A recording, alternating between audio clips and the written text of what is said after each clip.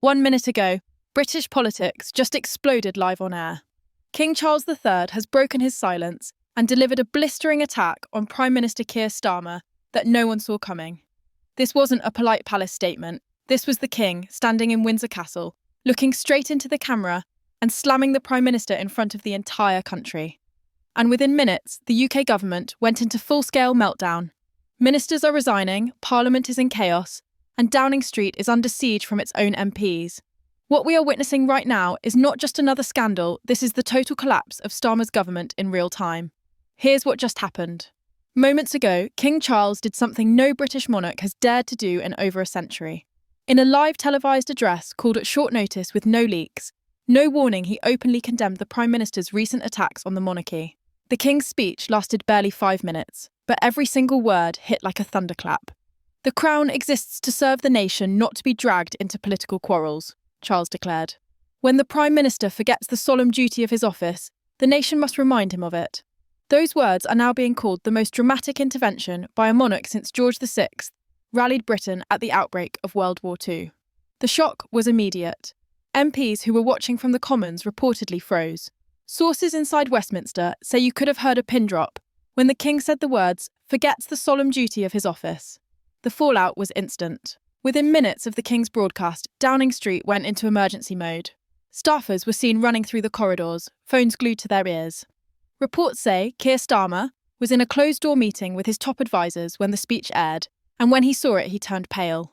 According to one insider, Starmer muttered, "He's finished me," before throwing his pen across the table. Senior cabinet ministers were immediately summoned to Number 10 for what was described as the most tense meeting of Starmer's entire premiership. Multiple sources confirm shouting could be heard from inside the cabinet room as ministers demanded answers. One eyewitness claimed Starmer was ashen-faced and sweating as his allies tried to calm him down. But it didn't work. Within an hour of the King's statement, cracks in the government started to widen. The first blow came from Transport Secretary Louise Hay, who submitted her resignation letter live on television. "I cannot serve in a government that shows contempt for the Crown and destabilises our constitution," she said. Her statement triggered a domino effect within the next 30 minutes. 2 more ministers resigned. Health Secretary Wes Streeting and Culture Secretary Lisa Nandy. This is no longer just a political crisis. This is a government imploding on itself in real time. And the public reaction? Absolutely volcanic. Social media exploded the moment the King finished speaking. Hashtags like #KingVaz, PM, #Defend the Crown, and #Starmer Resign shot to the top of the global trends within minutes. Viral clips of Charles's speech are being replayed on every news network and across TikTok and Twitter. Millions of viewers are sharing it with captions like, "The King just ended Starmer's career," and "History was made today." Even long-time Labour supporters are breaking ranks, with prominent party activists posting videos saying they can no longer defend the Prime Minister. The most telling sign of just how bad this is. Pollsters are already scrambling to measure the damage, and early flash polls show Starmer's approval rating in freefall. One emergency YouGov poll, conducted less than 2 hours after the speech, shows 69% of Brits support the King's statement and believe Starmer should apologise or resign. Among Labour voters, 48% say they have lost confidence in the Prime Minister. These numbers are catastrophic. We are not watching ordinary politics. We are watching a sitting Prime Minister being politically destroyed in real time, and the person delivering the final blow is not the opposition, not the media, but the King himself. What happened next can only be described as the political equivalent of a nuclear meltdown. Just hours after King Charles delivered his historic statement, Parliament descended into absolute chaos. Keir Starmer arrived at the House of Commons to make what was billed as an emergency address to MPs, but what unfolded shocked even his closest allies. According to multiple eyewitnesses, Starmer looked exhausted, unshaven, and visibly shaken as he walked into the chamber. When he finally spoke, instead of calming the crisis, he poured petrol on the fire. Britain must choose between being a modern democracy or clinging to outdated relics of the past, he declared, referring to the monarchy as an unelected power structure. Gasps echoed across the Commons. Conservative MPs jeered, Labour backbenchers buried their faces in their hands, and even Speaker Lindsay Hoyle reportedly muttered, "Oh God," under his breath. One Labour MP was overheard whispering, "He's just signed his own resignation letter." Within minutes, the chamber erupted into shouting. Tory MPs demanded an apology to the King, while Scottish National Party members seized the moment to call for a vote of no confidence. Several Labour MPs could be seen shaking their heads in disbelief. Shadow ministers sitting behind Starmer looked like they wanted to vanish into the benches. Angela Rayner, Starmer's deputy, appeared visibly furious, refusing to clap or even look at him during the speech. Political journalists watching from the gallery began live tweeting the drama, describing it as one of the most chaotic sessions of Parliament in living memory. It felt like history was happening right in front of us, one reporter said. The situation spiralled out of control when a group of moderate Labour MPs broke ranks and walked out of the chamber in protest. One of them, veteran MP Dame Margaret Beckett, told waiting reporters outside, "I have served under 5 Labour leaders, but I will not be party to a government that declares war on our head of state." Her words detonated like a bomb across Westminster. By the time Starmer left the chamber, rumours were already swirling that several cabinet members were preparing to resign en masse if he did not reverse his comments and issue a public apology to the King. But the Prime Minister refused to back down. Instead, sources inside Downing Street say he doubled down in private, telling his senior advisers that he would not bow to the crown and that he was prepared to fight this battle to the bitter end. This triggered an immediate response from Buckingham Palace. For the second time in less than 24 hours, the palace issued a rare statement, but this time it was even more pointed. His Majesty's remarks stand, the statement read. The Crown will not engage in further commentary, trusting Parliament to act in the best interests of the nation. Translation: the King had just thrown the entire crisis back onto MPs' shoulders, effectively daring them to take action against the Prime Minister. And that is exactly what they began to do. By late afternoon, a cross-party coalition of MPs, including senior Conservatives, Liberal Democrats, DUP members, and even some Labour MPs, had begun drafting a motion of no confidence in the government. This is not just a symbolic move. If passed, it would force either Starmer's resignation or a general election. One senior Tory MP was quoted as saying, "This is no longer about party politics. This is about the survival of our constitution." Even some Labour ministers privately admitted that if Starmer refused to step aside voluntarily, they would vote against their own government. "He's become a liability," one cabinet source told Sky News. "The party is burning down around him, and he's striking the matches." Meanwhile, outside Parliament, the streets of London erupted in protests, but this time they weren't the usual partisan demonstrations. Massive pro-monarchy rallies gathered outside Buckingham Palace, waving Union Jacks and chanting "God Save the King." At the same time, anti-monarchy activists staged counter-protests in Trafalgar Square, holding signs reading "Abolish the Crown" and "Democracy Now." Police were forced to deploy additional officers to keep the two groups apart as tensions flared. The images of Union Jack-clad royalists clashing with Republican activists were broadcast around the world, reinforcing the impression that Britain is entering a full-blown constitutional crisis.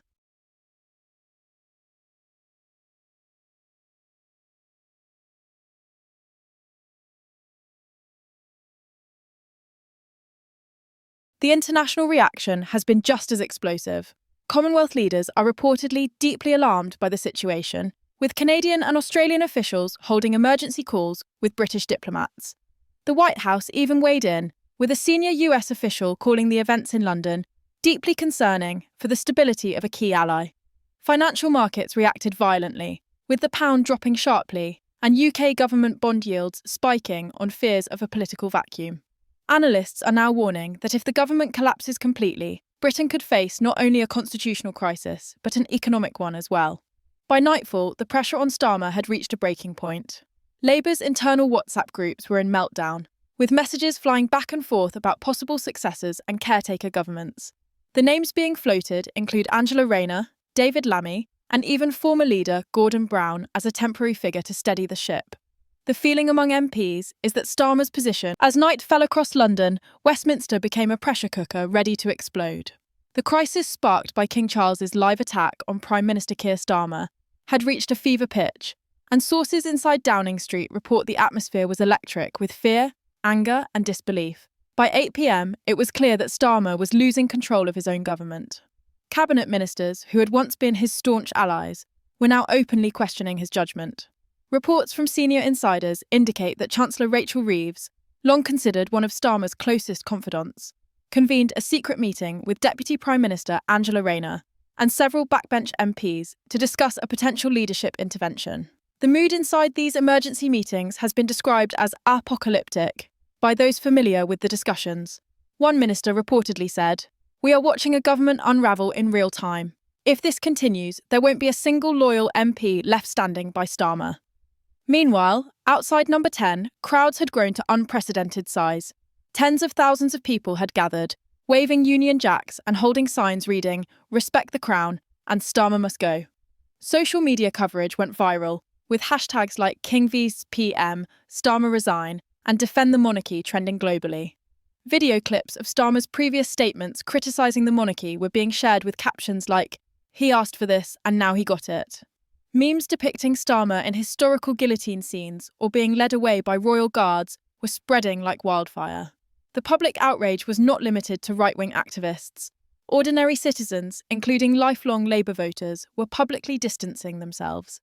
A 72-year-old retired nurse from Manchester posted a TikTok saying, "I've voted Labour all my life, but attacking the king? That's unforgivable. He's lost me forever." Her video racked up over 3.4 million views within hours, further signalling the catastrophic shift in public sentiment. Inside Parliament, the situation deteriorated even faster. By 10 p.m, the cross-party coalition calling for Starmer's removal had grown significantly. MPs from all sides were strategising how to force an immediate confidence vote. According to one insider, a WhatsApp group titled Operation Save Britain had been created, now including over 60 members of Parliament coordinating their moves. Veteran Labour MP Diane Abbott was heard in one audio leak telling colleagues, "I've never seen a leader self-destruct like this. He's not just hurting himself, he's dragging the entire party into the abyss." The atmosphere was so tense that security reportedly increased around the Commons, fearing a potential confrontation between rival factions within the party. At the same time, the palace remained eerily silent. While King Charles had delivered his live attack earlier in the day, no further statements had been issued. This silence, sources say, is strategic, allowing the outrage to build while keeping the monarchy above the fray. Political analysts have called it a masterclass in political restraint, but insiders suggest it's also deeply personal. A palace aide, speaking anonymously, described Charles as furious yet heartbroken over Starmer's public attacks, saying he never wanted this confrontation, but the Prime Minister left him no choice. Now he watches as the nation reminds him of his sacred role. This calculated silence has amplified Starmer's isolation. Every hour without a palace response makes the Prime Minister appear weaker, his authority crumbling with every passing moment. The cabinet was also in full-scale revolt. Sources confirm that at least 5 ministers were actively lobbying for Starmer to resign before Parliament could take further action. Transport Secretary Louise Hay, already a figure of defiance, reportedly held a private meeting with senior MPs to discuss potential successors, while Health Secretary Wes Streeting convened a similar session with backbenchers. Shadow Foreign Secretary David Lammy is said to have privately warned Starmer that failing to step aside could permanently damage the Labour Party. Meanwhile, Starmer's closest aides were scrambling to contain the narrative, attempting emergency media appearances to shift blame. But the King's live statement had already hijacked the story. Every effort to regain control has reportedly backfired, only fueling public outrage and deepening the perception of incompetence.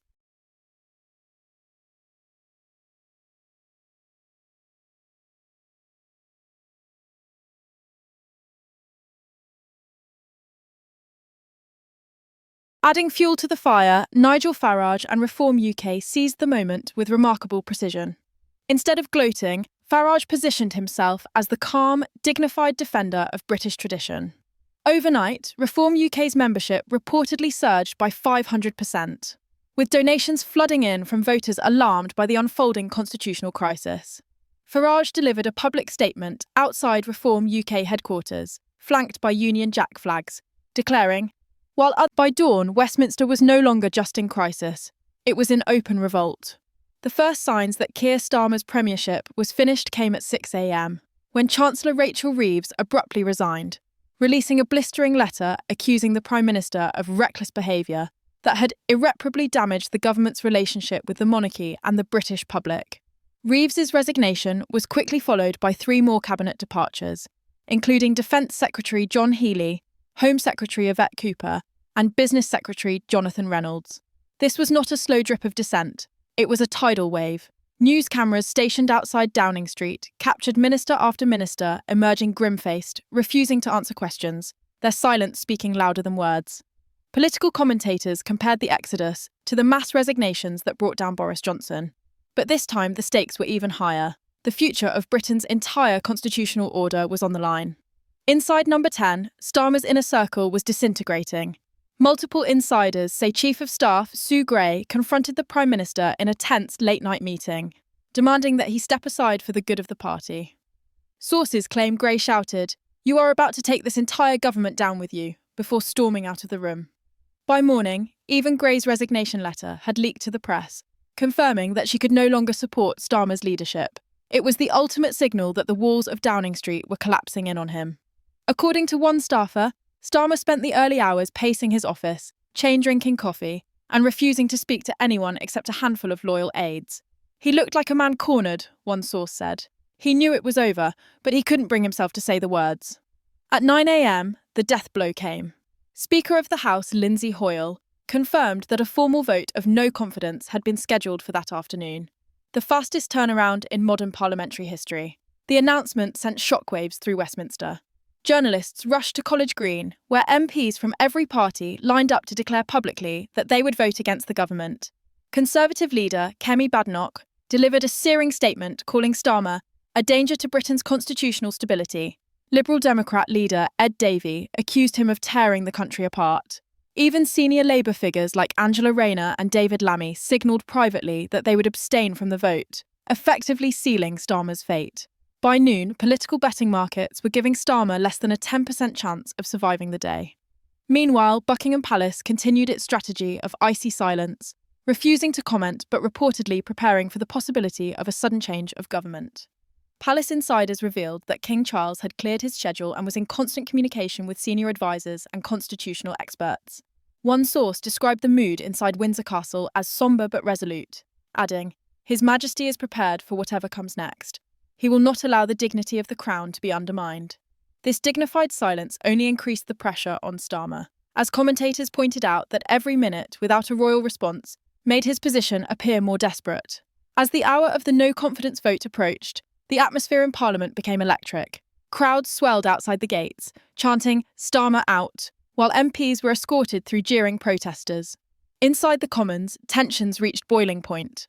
Starmer entered the chamber looking haggard, his tie loosened, his face pale. When he rose to speak, the chamber fell silent. But instead of offering an apology, he launched into a defiant tirade, accusing his opponents of orchestrating a coup against the elected government. His speech was met with groans, boos, and open laughter from the opposition benches. One Conservative MP shouted, "You brought this on yourself," while Labour MPs sat stony-faced, refusing to offer support. According to parliamentary reporters, it was one of the most dramatic and humiliating moments in modern Commons history. Then came the vote. The result was devastating. 412 MPs voted no confidence. Just 129 supported the government. The collapse was absolute. The chamber erupted in cheers and shouts as the Speaker declared the result. Starmer sat motionless for several moments before slowly rising and leaving the chamber without a word. By 4 p.m, he appeared outside Number 10 to deliver what will now be remembered as the shortest resignation speech in decades.